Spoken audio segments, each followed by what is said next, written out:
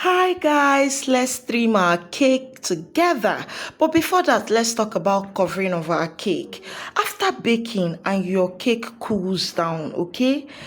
Normalize wrapping it. Normally we use cling film, but maybe if you don't want to be in the business of buying cling film every day, normalize buying a clean nylon. You can buy black, white, whatever color.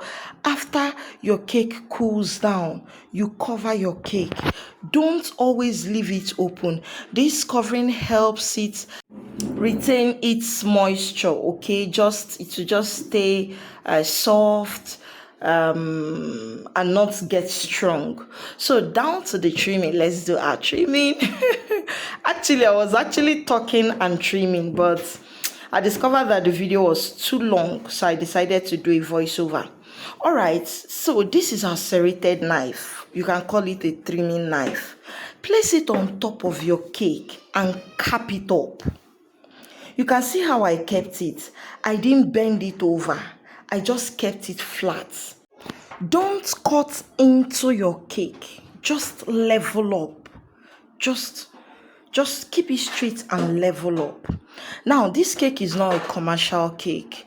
I partially baked it for this purpose. Okay, it's a cake we're going to consume in the house, so there is no need putting filling in between it. So let's get to the trimming. I've just joined the two cakes together. There is something called acrylic disc. Look at it. Before you use it, remember to wipe with your vinegar and cotton wool. Okay?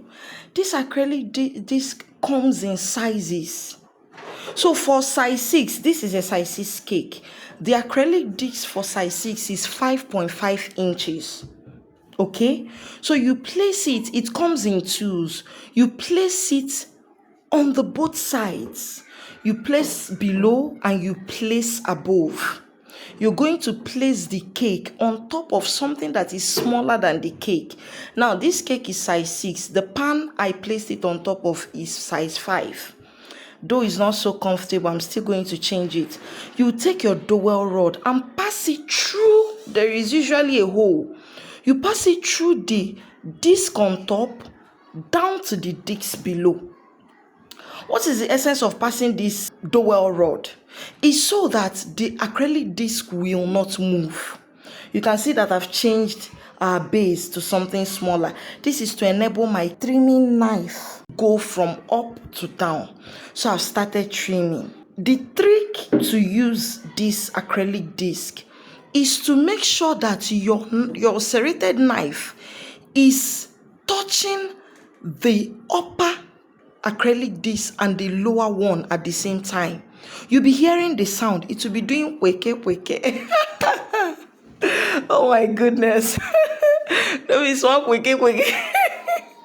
So it's just, you hear the sound. I didn't say cutting. I didn't say, you can see how I kept it. So I'm touching it. I'm making sure it is touching the acrylic disc, not cutting into the cake. I don't know mathematics. I would have said, hey, you can see how I kept the knife. Don't keep it like that. Don't keep it like that. I don't know what angle that is, but don't keep it like that. Just keep it straight. Let it just be going round and be touching both the down and the up acrylic disc. Your trimming is done.